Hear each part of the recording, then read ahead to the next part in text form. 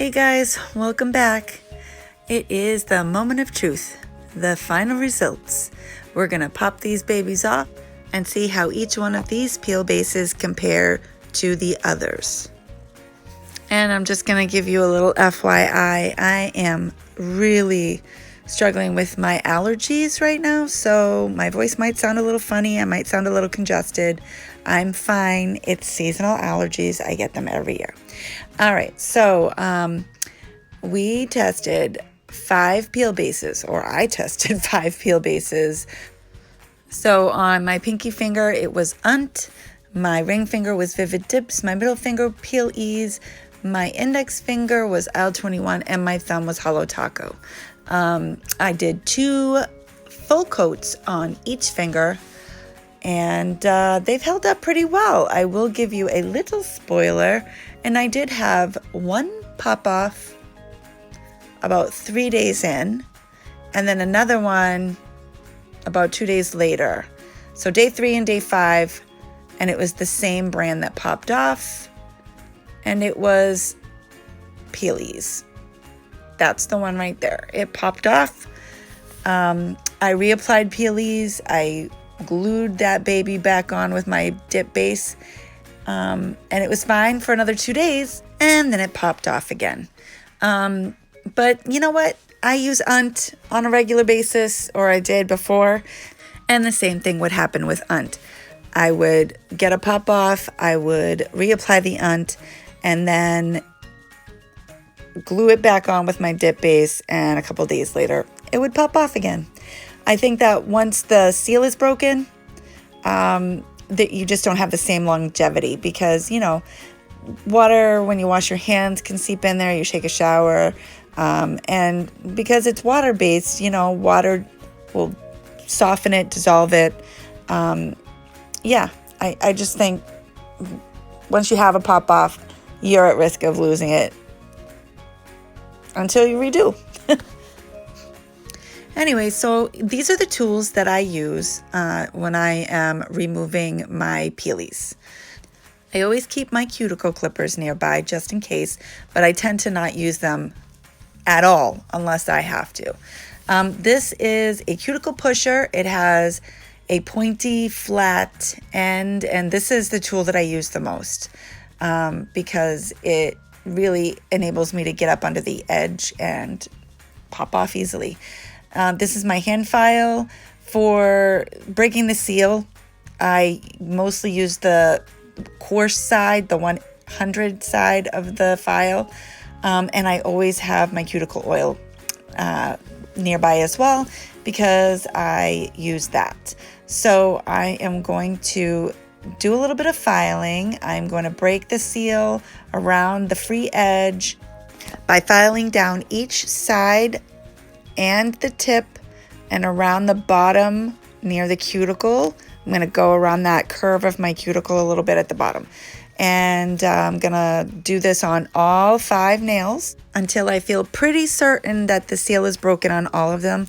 And then I will come back in and show you what I'm going to do next. I'll be back in a few minutes.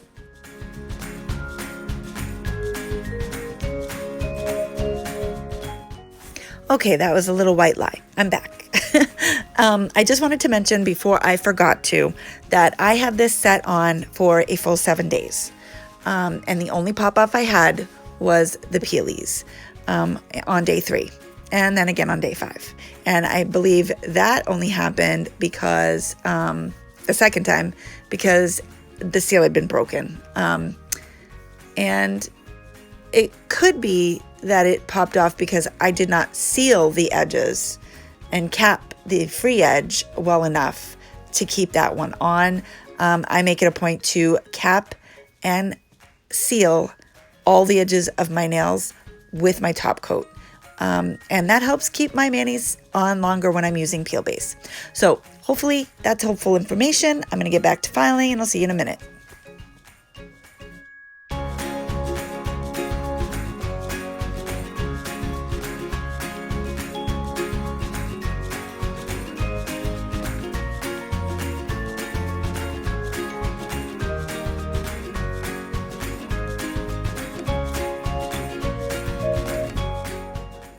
And when you are all done filing, you want to go and wash your hands in warm, soapy water. Wash them really good, use a nail brush, whatever you need to do. The next thing I do is I apply cuticle oil around all the edges of my nails where I broke the scales. So around my cuticles, along the sides, and I let it sit for a few seconds just to kind of soften and loosen the edges of my dip powder. I've already, I think, softened the peel base a bit by washing my hands in warm soapy water after having, broken the seal around each nail. And the cuticle oil just helps to loosen it even more. So that's what I'm doing right now. And then I let it sit. And I wait for a second, let it kind of seep in. And the next thing that I do is I kind of poke around with the flat edge of this cuticle pusher. And as you can see, I was easily able to find a spot. Now, don't force this. If you can't get it up under the edge, then you need to either file a little more, wash your hands, soak them a little bit more in the warm water. Not long. If the water's warm enough, then you won't need to soak it very, very long. But this is the finger that 𝕬𝕟𝕟𝕟𝕟 was on. And I realized that I guess I had flooded my cuticle a little bit because it was kind of caught on the side of my finger. I didn't cut anything. I just kind of loosened the dip powder. All right, now this one is VIVIDips, if I remember correctly.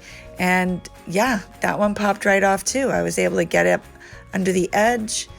And if you notice, I start down by the bottom of my cuticle and I slowly slide up. Ooh, that one was PeelEze. That popped right off. That was the one that I'd had two pop-offs, so I expected that one to be easy. The next one is aisle 21, and wow, that came right off too, didn't it? You want to slide your cuticle pusher or your orange stick or whatever it is that you're using along the edge once you get it in there. But if it doesn't come easy, if you don't feel it giving, don't force it because you could really do damage to your nail. I have builder gel on my natural nail as a protective layer because I have really thin, brittle nails, as I've said many times before. And I'm always afraid that I'm going to have a pop off. Holo taco popped right off too, sorry. And so I put builder gel. I used to use clear dip powder, but I had too much lifting and I was filling all the time, and builder gel just works better for me. And it makes it a lot easier to pop off my nails. I don't have to worry about if I lose one while I'm at work and I don't have any way to put it back on, or I've lost it. I don't have to worry about breaking my nails. So yeah, I'm going to say, I know this is surprising. Yeah, they all popped off pretty easily. Some of that may have to do with my process for popping them off. I really do think that filing and washing hands and using cuticle oil really helps to loosen up the peel base. But they all pretty much work very similarly to me. I didn't really have any issues. The PeelEze popping off, I mean, that could have happened with 𝕬𝕟𝕟𝕟𝕟 too, because it has happened for me in the past with 𝕬𝕟. So not really basing any judgments on that at all. In fact, if I wanted a mani to only last me a couple of days, PeelEze would be a good choice. But basically, they all lasted pretty well, and I can't really pick a favorite. So what I'm going to do is I'm going to rank them by price so that you can see which ones are the most affordable. PeelEze is $5.25. It is the least expensive, and then VIVIDips comes in second at $10. And then Holo Taco is 11. And I think number 4 is aisle 21 at $12. And then finally, the most expensive is 𝕬𝕝 at almost $15 a bottle on Amazon.